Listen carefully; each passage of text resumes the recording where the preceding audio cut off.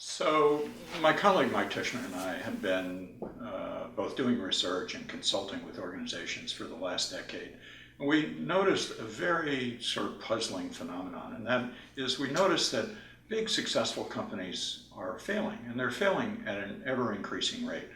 And it's not obvious why that should be because, they've got all the resources when they're successful.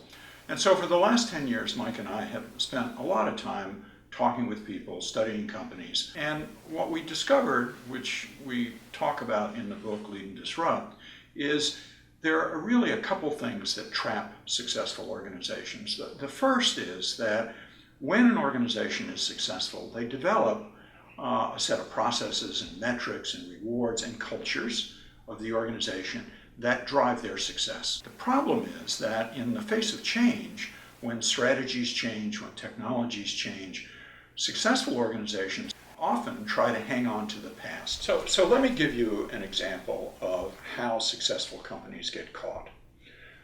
In 2002, Blockbuster, the video rental company, was a $5 billion company. They had 5,000 stores around the world.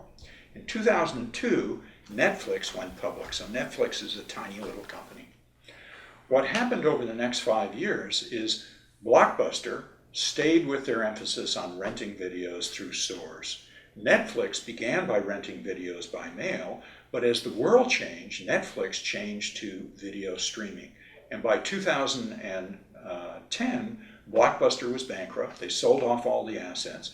And today, Netflix is actually making the transition not just from renting videos by mail to streaming, but now from going from streaming into content production. And they're beginning to compete with HBO and Hulu and some of these others. Why do successful companies run into trouble? Why do they get trapped? Well, if you think about how organizations succeed over long periods of time, they have to do two very contradictory things. They have to be able to exploit their existing businesses. And that typically is about staying very close to customers, getting better and better, incremental improvement, driving costs down. So they also, if they're going to succeed over long periods of time, have to be able to explore into the future. And that means running a very different type of business. Let me give you a template for how to think about this. We spent a number of years working with IBM. And IBM has what we believe is a very useful process for how to explore and exploit. It is what they call the emerging business opportunity process. Every year, IBM asks for a set of ideas that might lead to big new businesses. And they get 150 of these.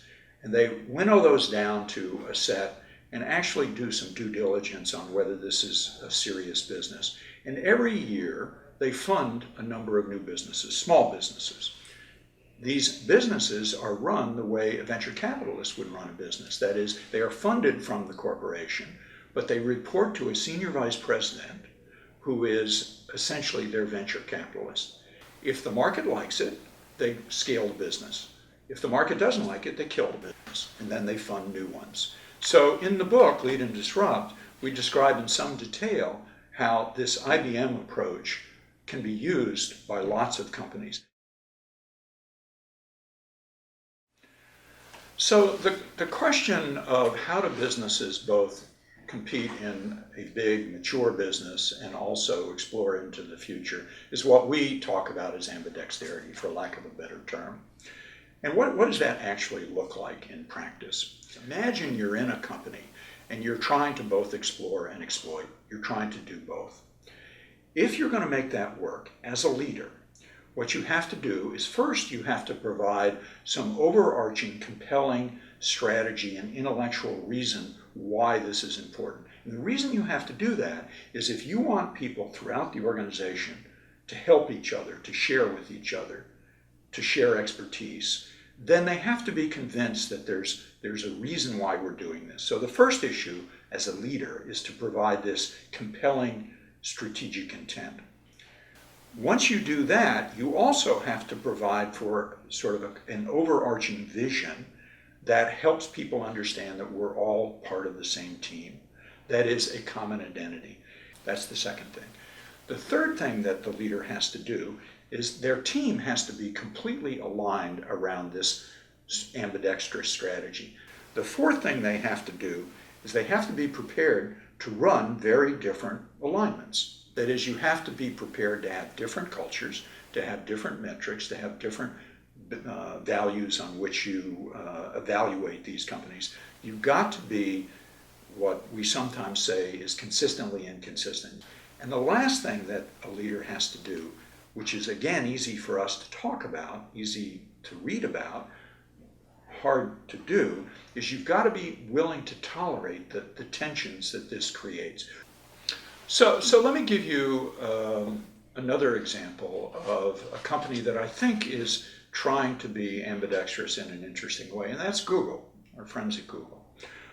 Google, of course, starts out as a search engine, and they make a lot of money in that business.